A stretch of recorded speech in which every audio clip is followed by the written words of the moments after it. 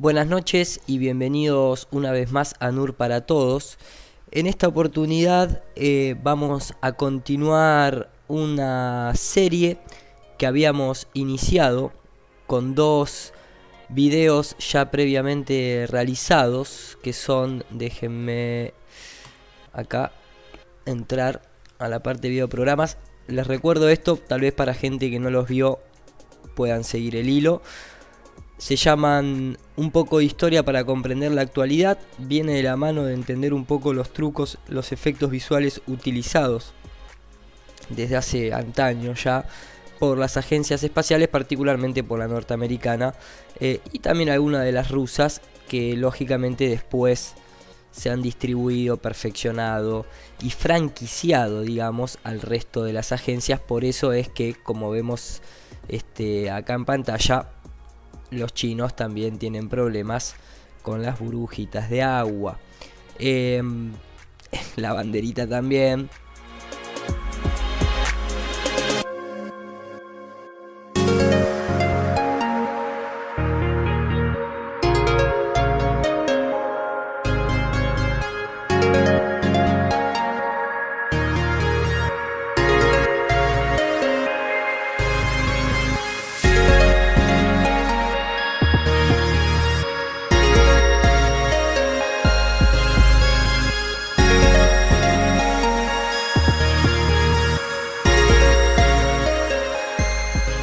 Volviendo nuevamente a la web, acá tienen el primer capítulo, el segundo capítulo, y vamos a continuar desde donde dejamos el segundo capítulo, que fue desde que empezamos a analizar un poco las empresas, o la empresa, porque aparentemente esta es la única que de forma libre y reconocida se conoce por filmar los lanzamientos del Space Shuttle, de Blue Origin y algunas otras agencias espaciales. Así que voy a retomar entonces desde donde dejamos la parte 2 y espero que disfruten de esta tercera entrega.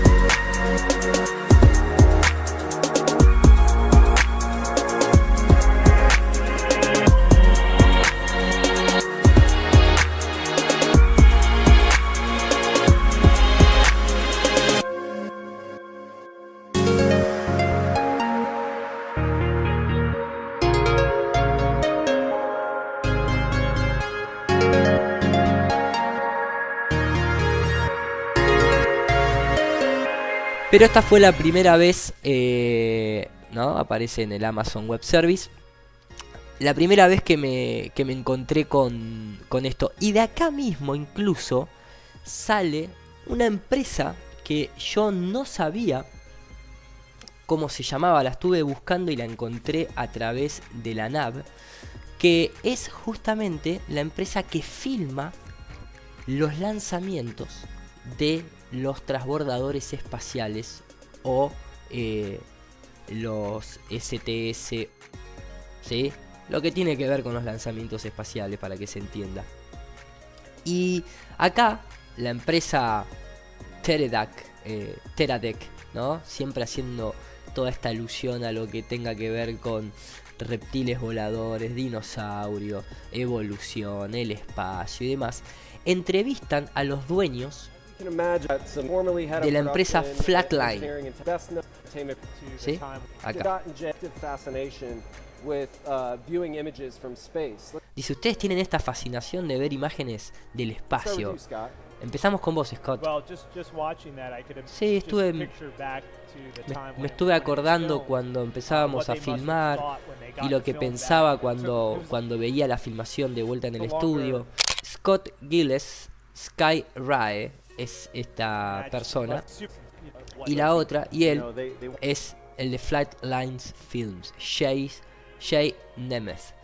Ahora, este muchacho, Sky Rae, cuando uno busca, es interesante porque se encargan de filmar justamente para Blue Origin.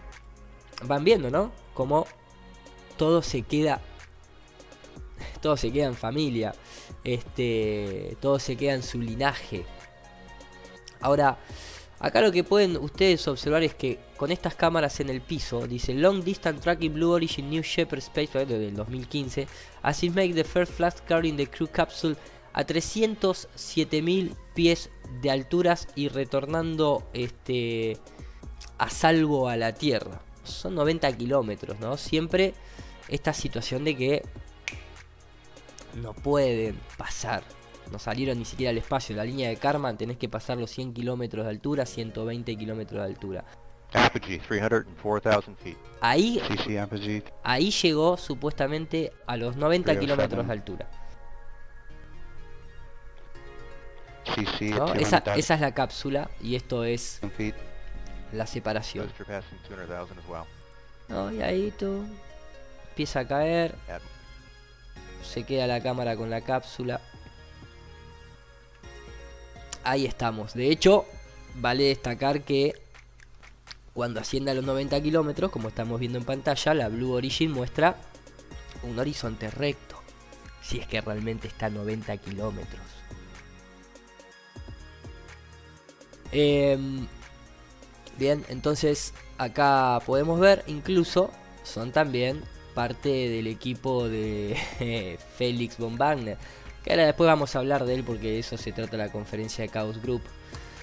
Y la otra persona, que es la de Flatline Productions, justamente Flightline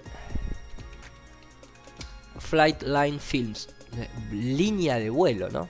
Me gusta un poquitito el tema de cosas, de la simbología justamente. Y acá podemos ver que esta empresa, que está totalmente, como decimos en Argentina, entongada. Y acá podemos ver, como les decía, ¿sí? La cerradita de cápsula, la carita de Félix,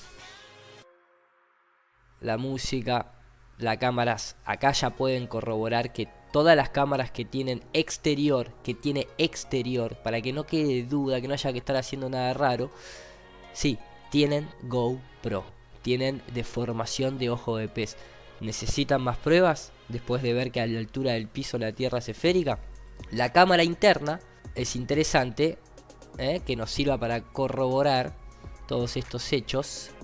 ¿Sí? También tiene un GoPro o una deformación de ojo de pez, porque ven cómo está cayendo, ¿sí? Cómo cae ahí, más allá que está la ventanilla también. O sea, ya tenemos dos factores a tener en cuenta. ¿Se entiende? Y obviamente algo a destacar, ven cómo están orientadas las cámaras. Las cámaras están arriba apuntando hacia abajo. Como yo en el video más adelante voy a corregir el ojo de pez, lo que hay que tener en cuenta para corregir esto es que acá no se busca que la imagen esté centrada en el medio. ¿Por qué? Porque la cámara no está centrada con el horizonte. La única cámara que está centrada con el horizonte es la cámara que está acá adentro, que también tiene un ojo de pez porque se puede detectar en cosas como el cuaderno o líneas rectas, que se sabe que son rectas. Entonces acá lo bueno que tiene la cámara interna, cuando lo abra a 40 kilómetros de altura, el horizonte va a seguir estando recto, cosa que no puede suceder en una esfera. Pero cuando uno corrige esta clase de cámaras, ¿sí?, lo tiene que hacer teniendo en cuenta que el horizonte está acá y la cámara está ahí, y por lo tanto se compensa eso, algo que mucha de la gente que no entiende de este tipo de métodos acusan mis técnicas de fraudulentas, cuando en realidad es una ignorancia por parte de ellos. Entonces, cuando uno corrige, lógicamente hay que tener en cuenta que la cámara está inclinada, está torcida. Entonces en realidad esto habría que orientarlo así. En este caso no es necesario. Cuando la imagen va ascendiendo, acá esta que es la misma cámara anterior, podemos ver más allá de la rotación de la cámara, podemos ver, ¿no es cierto?, el horizonte como tiene que ser, recto. Sí, seguimos adelantando el video, seguimos adelantando hasta que llegamos en altitud, ¿no? Acá podemos ver bien cómo tiene que verse el suelo recto. Y cuando llega a la altitud correspondiente a donde la cápsula se frena, ahí podemos ver cómo va abriendo la puerta, el horizonte sigue estando recto, algo que no puede suceder a 40 kilómetros de altura. Estas líneas están rectas, estas también, etcétera, etcétera, etcétera. Recuerden que lo que se acerca al borde es lo que más se estira en la compensación. Incluso acá, cuando uno no le puede corregir la exposición porque no tenemos la imagen oficial, pero cuando la oscurecemos lo suficiente como para perder el glow, que puede llegar a confundir, rectilineal a 40 kilómetros de altura, muchacho, I'm so sorry. Voy a continuar con más detalle, pero quería hacer un pequeño inciso en esta situación. Empieza a subir la cámara, y fíjense lo interesante, porque a través de entrar por las empresas uno empieza a ver filmaciones que no se ven comercialmente, y acá empiezan a filmar, y estas son ya situaciones conocidas. Oh, miren los globos satelitales, miren lo que es esto. Si yo esto lo corrijo, es plano totalmente, y el sol está muy cercano. Ustedes tienen que entender algo. En este momento, este mega brillo, que ya no sé si es a propósito para tapar algo o se produce naturalmente, esto debería estar, si el sol está a 150 millones de kilómetros, no se puede ver el sol acá arriba y el brillo acá en el borde como se está viendo, porque acá no termina la esfera. Esto es apenas Nuevo México. Me gusta el avión que nos marca para corregir la lente, ¿sí? Pasan a esta cámara, ¿sí? Acá esta situación es plana, y el sol, que ahora pareciera estar detrás de la cápsula, significa que está cerca. Esto que está acá equivale a un círculo de luz, porque el sol está ahí nomás cenitalmente. A lo que me refiero puntualmente es que justamente acá, en esta parte que ya está prácticamente ascendido, acá se puede ver la fuente de luz cercana, cómo inunda, cómo le da ese baño de luz a toda esta superficie terrestre, digamos. Pero después, el tema cuál es, que cuando uno va acá, el sol está por detrás de la cápsula supuestamente, y sigue manteniendo esa cuestión quemada y esa localidad, digamos, ¿no es cierto? Acá sigue estando igual, pero el punto es que ahora ahí ya se empiezan a ver los rayitos estando ahí, pero es el mismo punto que estaba acá, estamos hablando que es parte de la misma zona, ¿bien? O sea, no pasó mucho tiempo, de esto que está ahí a esto que está ahí. O sea, acá el sol se está viendo frontalmente al horizonte. Acá también, acá es lo mismo, perdón, en esta que le sigue, por acá, en esta también, lo que pasa que lo está tapando la cápsula. acá abre. Esto para hacer simplemente un pequeño inciso y explicarme un poco más. Acá sigue siendo la misma situación. Lo que sucede es que como la cámara no lo está tomando dentro del campo de visión, no se quema toda esa parte blanca, pero sí se ve el círculo de luz por debajo. Y el problema que yo encuentro, acá seguimos, sigue estando la misma situación, un sol totalmente cercano quemando todo ese borde, pero sigue más tierra, esto es Nuevo México recién, saben todo lo que falta para llegar a la costa este de los Estados Unidos, el Pacífico, ¿no? Supuestamente dentro de la esfera también.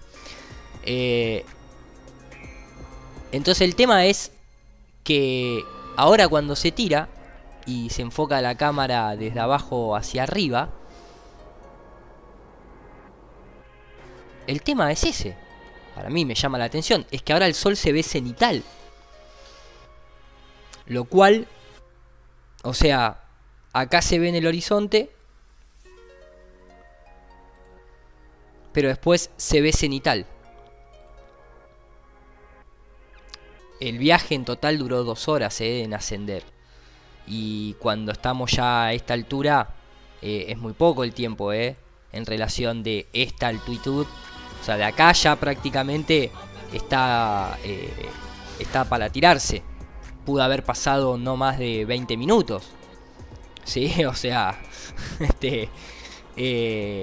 la Tierra no gira tan rápido, como para que el sol se vaya para el horizonte o que la Tierra gire y haga esa visual, porque sigue estando ahí arriba cenitalmente, sigue estando cercano. El punto es, para no hacerla larga y dejar esto simplemente como una duda más, es que si yo modelo, no tomo una superficie plana, genero una reflexión y refracción atmosférica como es correcto, pongo un sol, ¿no?, arriba de una parte de ese terreno, que es esta luz, genero una atmósfera para que se pueda visualizar, o sea, genero una atmósfera real, una atmósfera volumétrica, ¿sí? Un volumen atmosférico, más allá del reflectivo.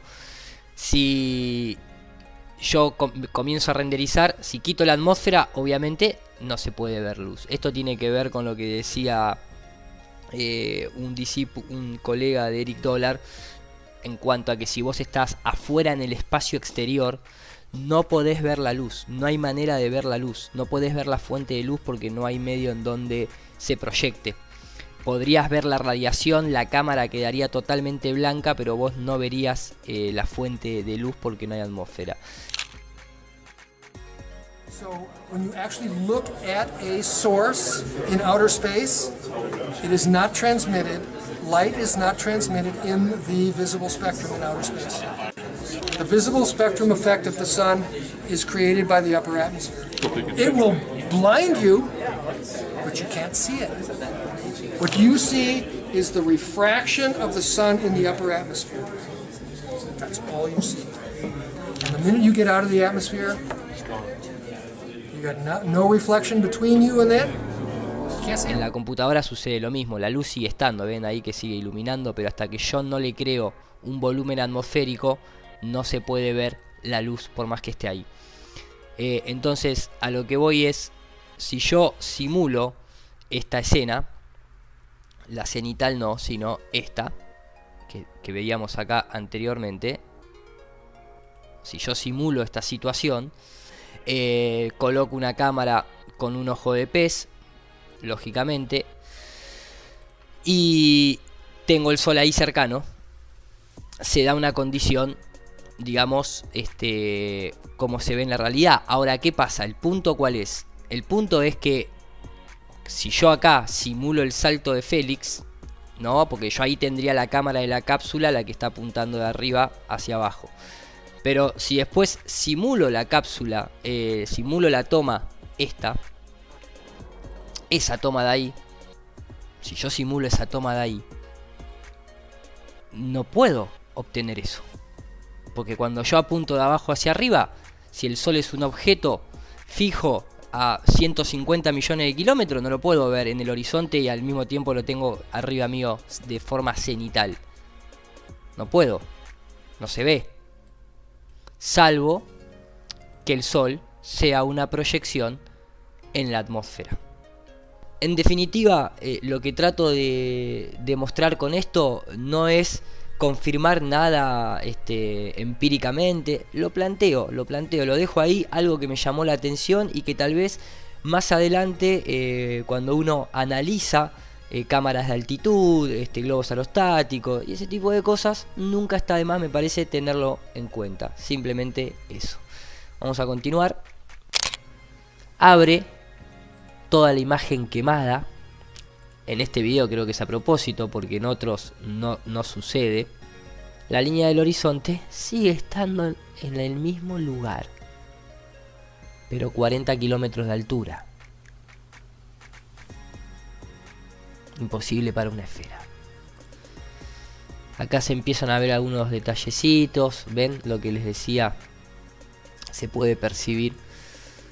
El Sol está ahí nomás. Ahí están los lens flare a la cámara. Esto ya acá destruye. Ya esto destruye la distancia que veíamos en la primera parte, que supuestamente Maximilian Gell había determinado los 150 millones de kilómetros.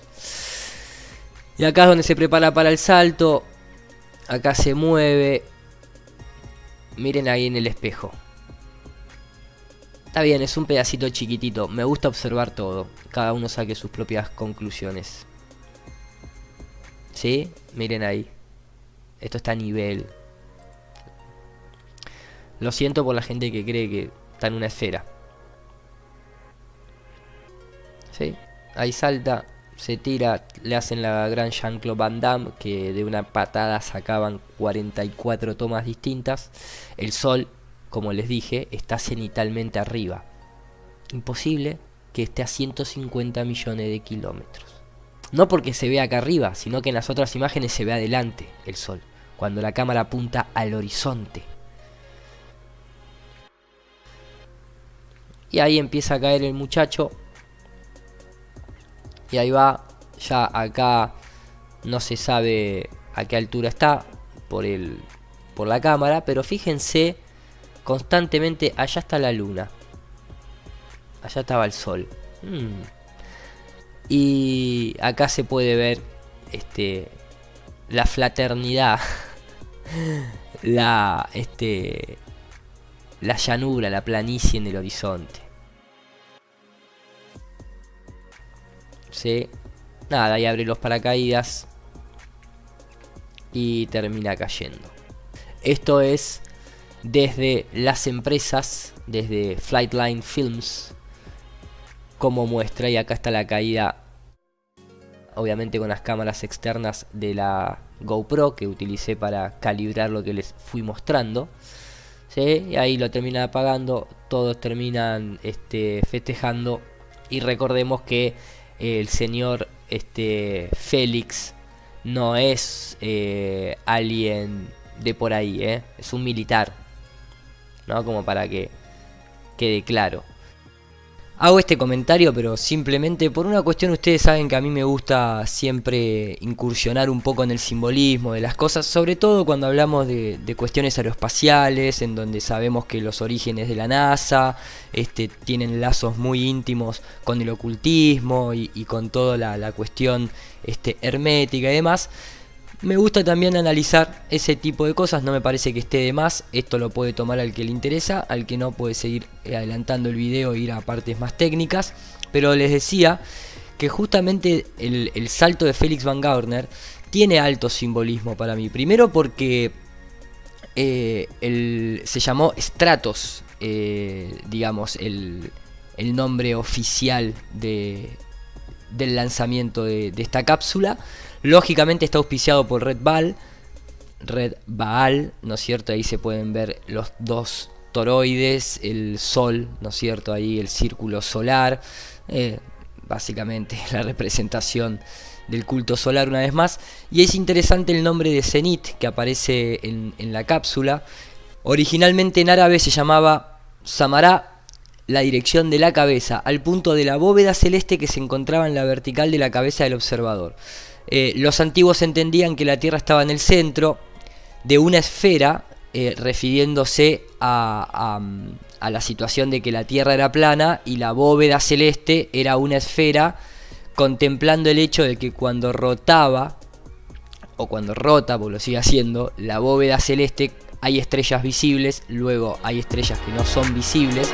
Esto está orientado de una perspectiva de, en esa época, no contemplar el resto del plano de existencia, el resto de continentes, no entender tal vez todas estas cuestiones de perspectiva y demás. Para mí no, para mí es algo que simplemente está escrito en este diccionario etimológico. Yo creo que los antiguos entendían muy bien las cosas, pero de ahí viene la palabra cenit, haciendo referencia a la bóveda celeste, a donde uno levanta la cabeza de alguna forma para darse cuenta que está en el centro. Y como les decía, la palabra strato es curioso simplemente que significa posición social, los que están allá arriba, por encima, ¿no? Esa simbología de estar a esa altura por encima del resto. Estrategia militar, participa un militar del salto. Del italiano también, capa, como los magos, y también estaba emparentado con estratagema, del griego maniobra, ardid de guerra, engaño y astuto. Simplemente me parece que en esa última frase está todo dicho, ¿no? Creo que no hay mucho más para comentar. Vamos a continuar con la parte de la charla técnica en cuanto a lo de Felix Van Garner. Por ejemplo, algo muy curioso de la transmisión oficial fue que cuando llegan a los 22 kilómetros de altura, a los 20 kilómetros de altura, como todo tiene que coincidir con toda esta gran mentira, como vemos en pantalla, recordemos esa nota de la revista Muy Interesante, donde se hablaba de que ya a 20 kilómetros de altura la curvatura de la Tierra tiene que ser perceptible. Acá en la transmisión en vivo te lo tienen que remarcar. ¿Y qué es lo que nos dicen esto? Dice, estamos ahora en una zona de altitud donde la gente dice que se puede ver la curvatura de la Tierra. Donde se puede comenzar a ver la curvatura de la Tierra. y lo negro del espacio. Entonces la pregunta, bueno, más allá que sabemos que Teo tiene una cámara GoPro, la pregunta es, ¿qué hacemos con todo el resto de evidencias que sugieren y muestran como prueba de que no solamente a los 20 kilómetros, sino que a los 40 kilómetros no hay curvatura terrestre? Ni hablar de, más allá de esta serie de ejemplos que vamos viendo, ni hablar de esas cámaras en donde los cohetes, los Sounding Rocket, alcanzan los 120 kilómetros de altura y se sigue viendo recta la Tierra, ¿no? Y se sigue viendo recto el horizonte.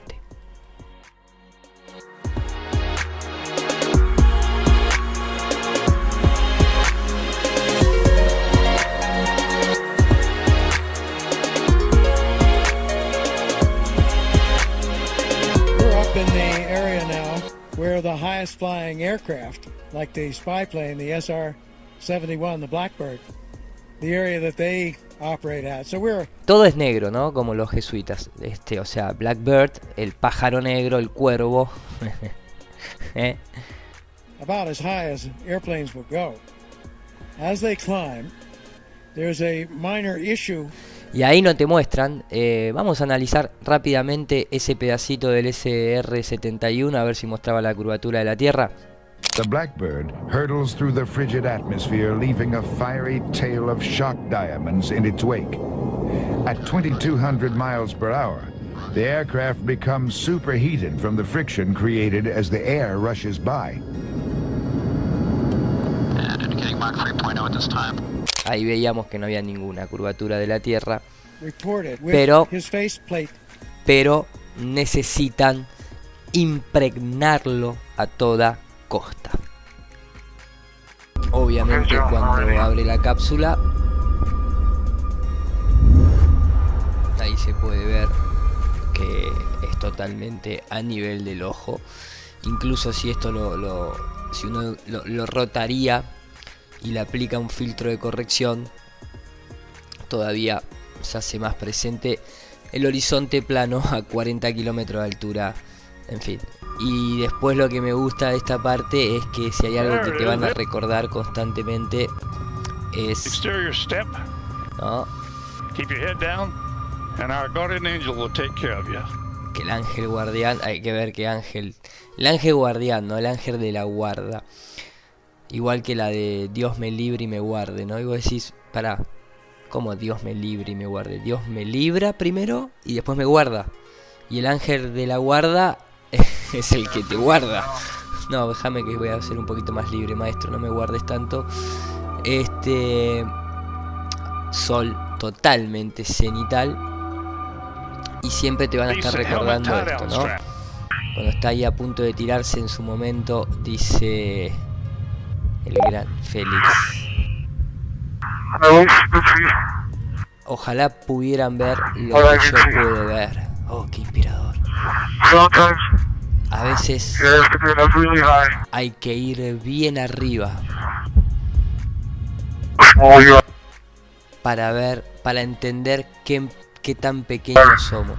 Yo digo, ¿por qué? A veces uno tiene que ir bien arriba para admirar el cuadro completo de lo que somos, de lo que podríamos incluso llegar a ser también. ¿Por qué tienen que estar fijándonos en la cabeza lo pequeño que somos? Gran mensaje, Félix. Y ahí va la orden militar a la cabeza. Y si salta, maestro, tirate una vez por todas. Y acá en cámara original, a pesar de que está inclinada, voy a ir cuadro por cuadro. Obviamente la planicie del horizonte a 40 kilómetros de altura. Si quieren 39,7 porque ya cayó 300 metros. Ahí lo tienen, muchachos. Y después...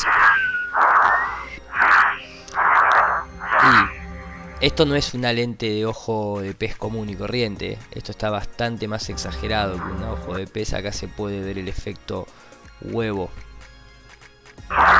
que se produce, ¿sí? Fíjense qué curioso este dato, porque yo al principio hacía una corrección y aclaraba el tema de la importancia de la orientación de la cámara en diagonal apuntando desde arriba hacia abajo. Luego de el chiste, o el doble chiste que hace con respecto al hombre en la luna y la falsedad de lo de Félix, es muy curioso que hace el comentario en cuanto a la importancia de la orientación de las cámaras. So we came up with a camera plan. Dice, entonces arrancamos con un plan de cámara, ¿sí? Of where the cameras would go. Dónde las cámaras van a ir. Technically, you could put the cameras anywhere, and Técnicamente ustedes pueden poner la cámara donde quieran. probably the flight controllers would be happy with it. You could put the light anywhere, Donde- and if pueden you saw poner la luz something, donde they would be quieran. happy with it. But we had a broadcast and a feature film to support. Pero nosotros teníamos que hacer una transmisión broadcast y había que contemplar toda esta cuestión de cinematografía. So we spent a lot of time before Entonces, pasamos mucho tiempo, the capsule was even built. All incluso antes de que la cápsula esté construida, there was this chromoly frame. hicimos esta referencia de tubos para saber dónde ubicar las cámaras y poder contar una buena historia. We would put people there, and we would take pictures, and we knew where the horizon would be, and I knew where I want. Y esa parte es clave. El tipo dice, and we know where the horizon will be. Y nosotros, con toda esta preplanificación, sabemos a dónde está ubicado el horizonte. Y eso es muy importante, dice. Him in relation to the horizon. Es muy importante tenerlo a Félix en relación al horizonte To tell this epic story. para contar esta And- historia épica. And we took pictures and we took accurate measurements of exactly where everything went to the inch, measured distances from the capsule. Tomamos fotografías, sacamos medidas exactas en relación a dónde va a estar la persona, el horizonte, la cápsula, la cámara ubicada. and then constructed the camera boom arms and all Y the... ahí construimos el tema de las cámaras, dónde ponerlas y cómo orientarlas. Ahora, si uno toma en referencia estas tres imágenes, fíjense los dos detalles. La cámara dentro de la cápsula está alineada con el horizonte, pero las cápsulas externas, que más se van a utilizar para contar la historia de Félix saltando, están apuntadas desde arriba hacia abajo, bien, como se ve acá. Claro, acá es una cámara relativamente normal, pero acá hay un propósito. Déjenme ilustrárselo de forma más gráfica. Tengamos en cuenta, bien, esto, ¿sí? Tengamos en cuenta estas tres orientaciones. Entonces, el tema es así. La primera orientación es esta cámara. Yo acá tengo puesto, le voy a mostrar rápidamente la configuración de la escena. Tengo puesto un plano, ¿sí? Un plano común y corriente, un cuadrado, digamos, un rectángulo, bien, que hace de piso, ok. Después tenemos puesta una cámara, que es esto verde que ustedes ven acá, o esto verde que ustedes ven acá, que está alineada, ¿sí? Paralela al plano del piso, bien, apuntando 90 grados hacia el norte. Si yo tomo esta cámara, lo bueno que tiene Arnold es que puedo simular un ojo con cámara de pez. Si yo la dejo normal y proceso la imagen, ustedes van a ver simplemente un piso color gris que se une con el horizonte. Si yo esta cámara la muevo hacia abajo, lo único que va a suceder es que el piso va, o sea, la línea del horizonte va a elevarse, ¿sí? Y esto es más o menos lo que nosotros estaríamos viendo en esta configuración que aparece acá, bien, o sea, estaríamos viendo en el principio la línea del horizonte alineada, valga la redundancia, y después estas dos posibilidades, que es con la cámara apuntando hacia abajo y la línea del horizonte queda, ¿sí? En esa altura. Claro, pero ¿qué pasa si yo a esta cámara hago lo mismo, pero la transformo en un ojo de pez? ¿Sí? Ahora esta cámara es un ojo de pez. Si yo genero un cubo, por ejemplo, y lo acerco, ustedes van a poder notar cómo va tomando ese efecto lindo de ojo de pez. ¿Sí? Ahí como las líneas rectas se curvan, ¿sí? Se ponen cóncavas, convexas. Esto ya es una cámara ojo de pez. ¿Bien? Entonces, si yo tengo una cámara ojo de pez y está alineada con el horizonte, como fueron todas las imágenes que mostramos desde adentro de la cápsula, no pasa nada. El horizonte es recto, porque el suelo que se está viendo abajo es recto. Pero ¿qué pasa si yo comienzo a rotar la cámara enfocando de arriba hacia abajo? El horizonte de un plano obviamente se vuelve curvo. Entonces, ¿qué pasa si yo acá mapeo o tengo que mostrar la Tierra desde abajo y quiero contar una historia épica y quiero decirles a todos que la Tierra es una esfera? ¿Cómo configuro la cámara? De esta manera. Por eso cuando se corrige el ojo de pez, si la cámara no se va a mover y está todo el tiempo apuntado hacia abajo, uno tiene que compensar eso. ¿Se entiende más o menos el concepto? Bien, entonces, por lo tanto, si yo lo que hago es, por ejemplo, acá tengo esta textura, ¿sí? Esta textura que está acá. Si tomo una textura sacada con una fotografía aérea vertical, la mapeo sobre este suelo. Bien. Ahí se está viendo, la cámara está muy pegada al piso. Pero lo interesante es, si yo le saco el ojo de pez, obviamente cuando me elevo en el horizonte no pasa absolutamente nada. Bien, hago así, me alejo y digo, ah, mira, ahí está la ciudad. Pero si yo tengo una cámara con un lente ojo de pez, lo que me voy a encontrar es que cuando yo empiezo a apuntar hacia abajo, eso que sabemos que es recto comienza a tener el famoso efecto de esfera. Por lo tanto, mientras más me alejo, obviamente más esférico se ve. Y eso es el objetivo de ubicar las cámaras de esa manera. Vamos a continuar con este análisis en profundidad de Félix y sus compañeros. Masones, obvio, ¿no? Bien. Ahora, obviamente, Bluebeam presente. Incluso no es nada más que acá. Este Bluebeam, yo lo llamo así, con esa cosa de hacerlo en Roswell, te ponen el extraterrestre y demás. La empresa de Flightline, el dueño, lo agarran en la nav, al de Flightline Films, y le preguntan. First question people ask you is, la primera pregunta que la gente les hace por la máquina que ustedes ven atrás, óptica. ¿Qué What es is esto? that thing? So Y yo we le tell respondo. them that it is a UFO exploration vehicle. Y yo les respondo que es esto que está acá atrás, ¿no? Y yo les respondo que es un vehículo de exploración de platillos voladores, de objetos de vuelo no identificados. Looking for aliens. Pero están buscando alienígenas. But that's not the truth. Pero It's esa really no es la verdad, dice.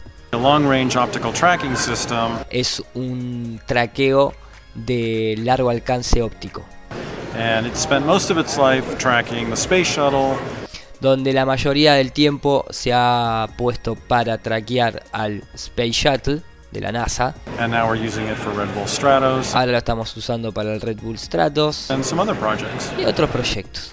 Pero siempre esta continua situación de invocar a los alienígenas, y que la gente, cuando pregunta sobre objetos extrambóticos, aprovechamos y le tiramos la de los alienígenas. Esta empresa, incluso, les voy a decir algo, déjenme mostrarles, parecer, me refiero puntualmente a esto. Cuando uno mira por un telescopio o mira por una de estas cámaras, ¿sí? Esto es un avión enfocado con un telescopio, y estos son los lanzamientos filmados por Flightline Films. Fíjense, está bien, el SpaceX tiene un tamaño no mucho más grande que un avión, ojo, esperen, tampoco la ISS tiene el tamaño de un 747, pero el Space Shuttle tiene el tamaño de un avión. Bien, para que vayan más o menos comparando, no se dejen engañar. Esto está aproximadamente a 10 kilómetros de altura. Esto supuestamente estaría rondando, por lo menos en esta clase de vista, estaría rondando también los 20, los 30 kilómetros, ¿sí? Ahora, fíjense ese barrido ahí medio raro, una cosa media extraña. Supongamos que es un barrido de calor. ¿El punto cuál es? El punto es que acá, cuando se va filmando, ¿sí?, tengan en cuenta la proporción, porque supuestamente, acá está la empresa, ¿no? Space Shuttle Telescope Cameras, Flightline Films. Estos son los telescopios que filman. Estos telescopios no pueden enfocar un objeto más de 40 kilómetros. Tengan en cuenta eso también. Pero el punto ¿cuál es? El punto es que cuando esto desprenda los motores primarios, como figura acá en el diagrama, es porque supuestamente ya está más o menos, ¿no? Acá es cuando desprende, ya está más o menos a unos 70 kilómetros de altura. Este resto lo hace con supuesto motor secundario, pero ya en este pequeño lapso, este vehículo tiene que alcanzar la velocidad orbital de escape de 27.000 kilómetros por hora. ¿Ustedes creen que se puede filmar un objeto a esa velocidad? Digamos que acá, como todavía le queda la segunda etapa en donde termina de alcanzar esa velocidad, supongamos que va ¿a cuánto? ¿A 17.000 kilómetros por hora? ¿A 15.000? ¿A 14.000? ¿Incluso a 10.000 kilómetros por hora? No hay ningún vehículo construido, ni siquiera en tecnología militar, no hay ningún avión que ni siquiera se aproxime a los 10.000 kilómetros por hora. Por ejemplo, no sé, para referirse a algo real, cuando uno pone récord de velocidad aérea, En 1976 rompieron el récord mundial de velocidad en aviación al volar por el oeste de los Estados Unidos en un superavión espía estadounidense, el SR-71 que mostrábamos anteriormente, alcanzando la velocidad que era necesaria para establecer el récord de 3.500 km por hora, en donde se hablaba del supercalentamiento que se producía en los materiales por la fricción con el aire, y encima estamos hablando a 20 kilómetros de altura. O sea, acá estamos hablando de que este armatoste, este mastodonte, con la aerodinámica que es incomparable con la de un avión militar, tendría que alcanzar estas velocidades previo a salir de la atmósfera de la Tierra.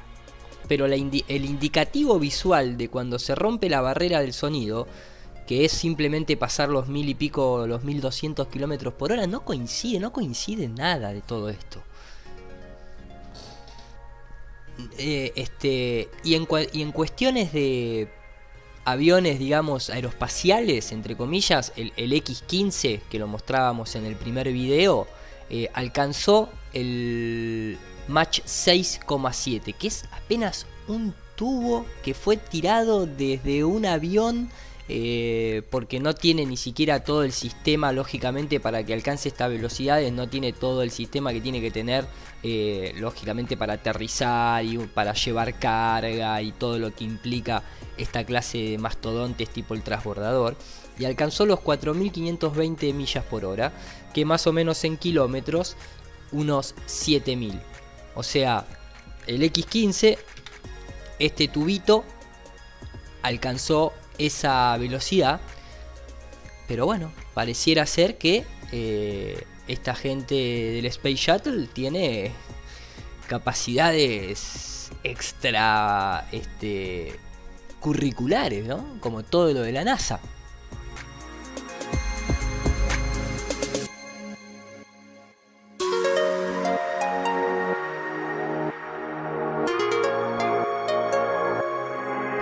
Cómo esto va con el peso que tiene, con la aerodinámica que tiene, va a alcanzar, previo a salir a superar la línea de Kármán, previo a superar esos 120 kilómetros de altura, va a alcanzar una velocidad, ya les digo, ni de 10.000 kilómetros por hora. Y acá hay algo para tener muy en cuenta, que justamente no, cuando desprende los cohetes y demás, estas cámaras no pueden estar tomando un objeto a 80 kilómetros de altura. Se debería ver mucho más pequeño, deberían utilizar tal vez incluso hasta infrarrojo, pero bueno, eso es otra cuestión. Pero, por ejemplo, cuando filmaban lo de Felix Van Garner desde tierra, la cápsula lógicamente se veía pequeña, estaba nada más que a 40 kilómetros de altura, mucho, o sea, el doble menos de la altura que alcanzaría supuestamente un orbitador de estos. Y sin embargo, lo que más se ve lógicamente es el globo. Pero el globo ese que ustedes están viendo ahí supera en comparación, no solamente de alto, sino muchísimo más de ancho, a la Estatua de la Libertad. Ellos mismos hacían este comentario dentro de la conferencia.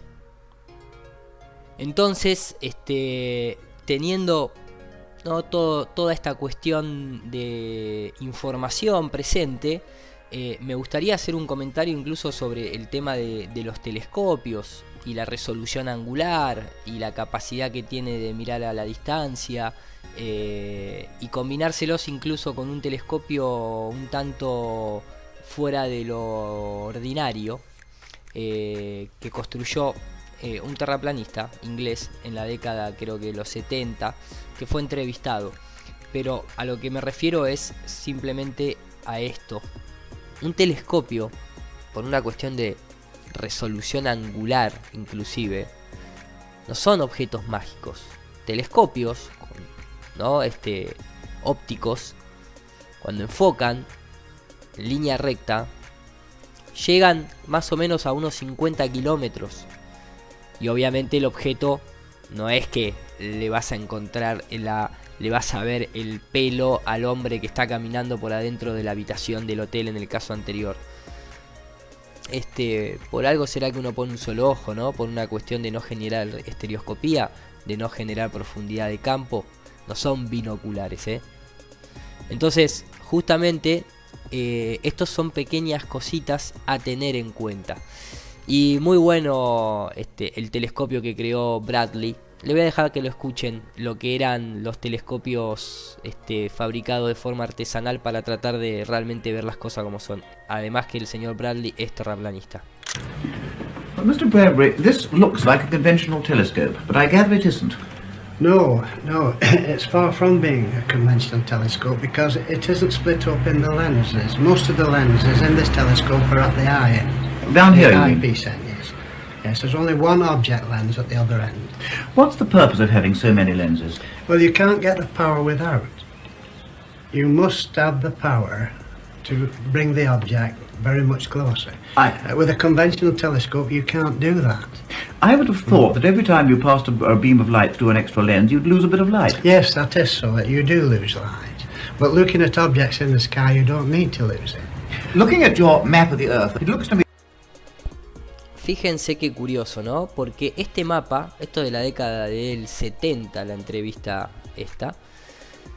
Fíjense qué curioso, porque en este mapa el señor Bradley diseña un mapa de la Tierra plana. De hecho, ven que ahí dice South. Dice, observando este mapa de la Tierra que usted hizo, veo que el polo norte está en el centro y las demás direcciones al sur. ¿Es correcto? As if you've got the North Pole in the middle and all directions are south. Is this correct? Yes, it is correct in that method.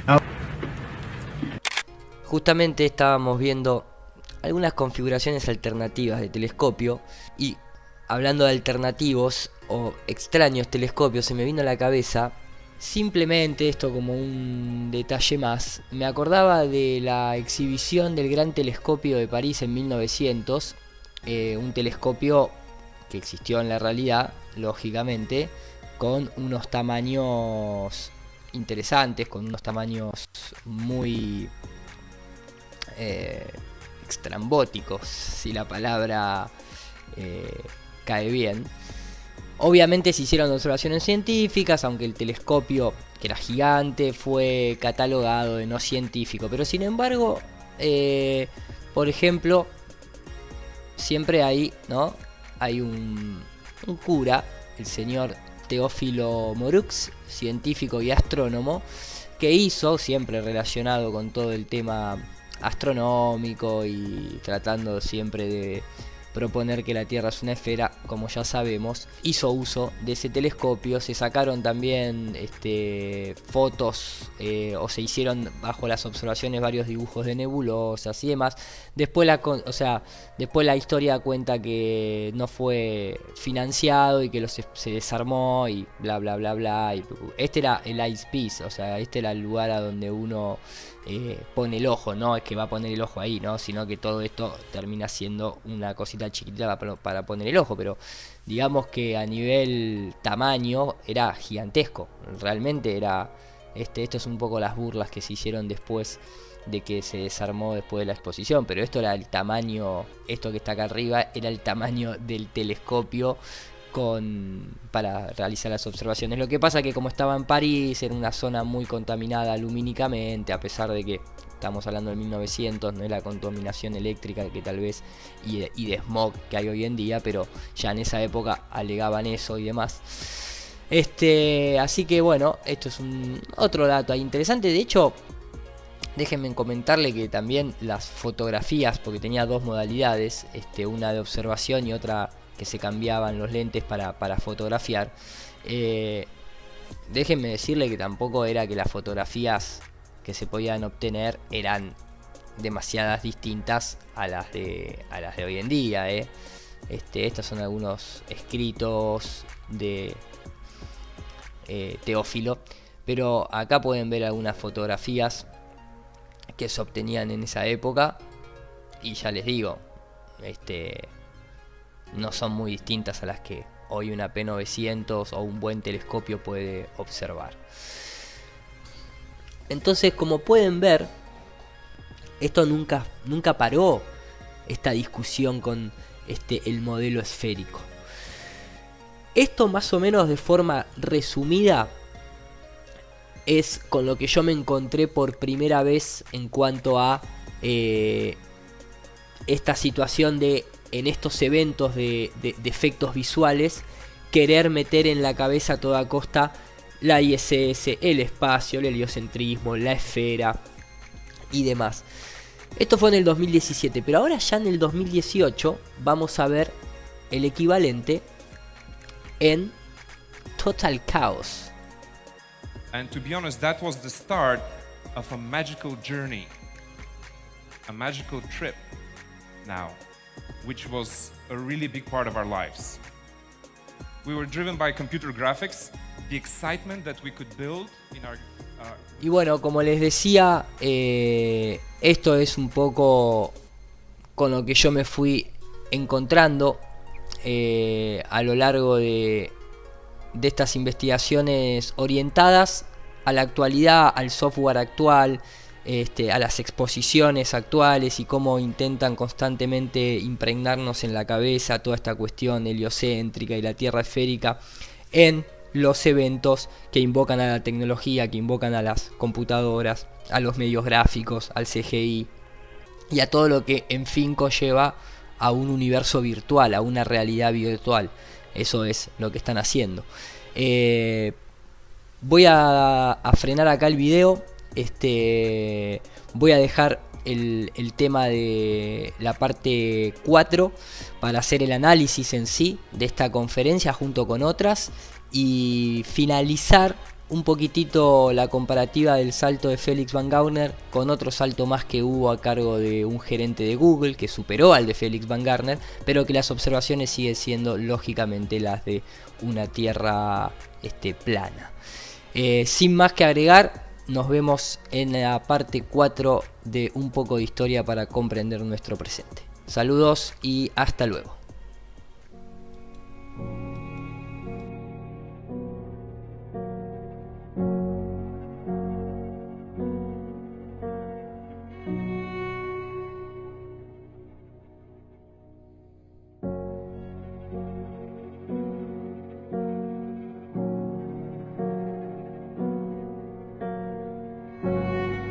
If I say that the world is round and someone else says it's flat,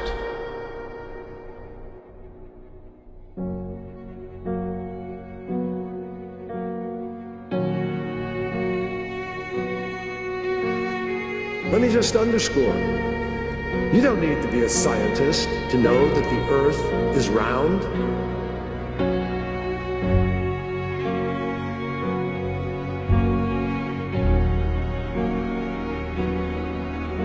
in other breaking news, the world is round, not flat.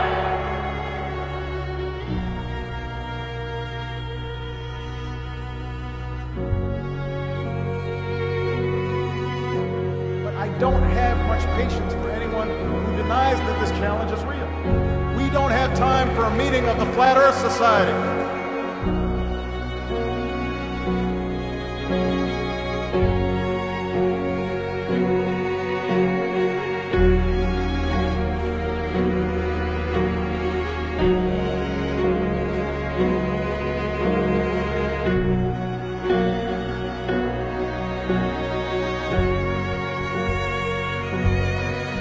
Members of the Flat Earth Society in Congress, they must have been founding members of the Flat Earth Society. They would not have believed that the world was round.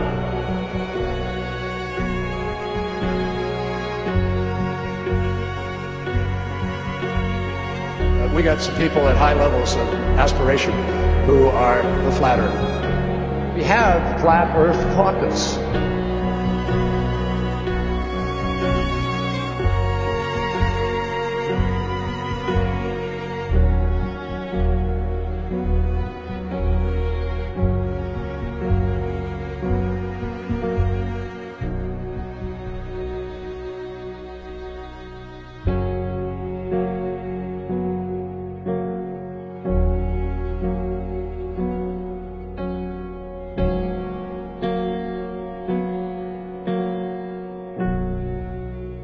How do we know the Earth is not flat? Shh.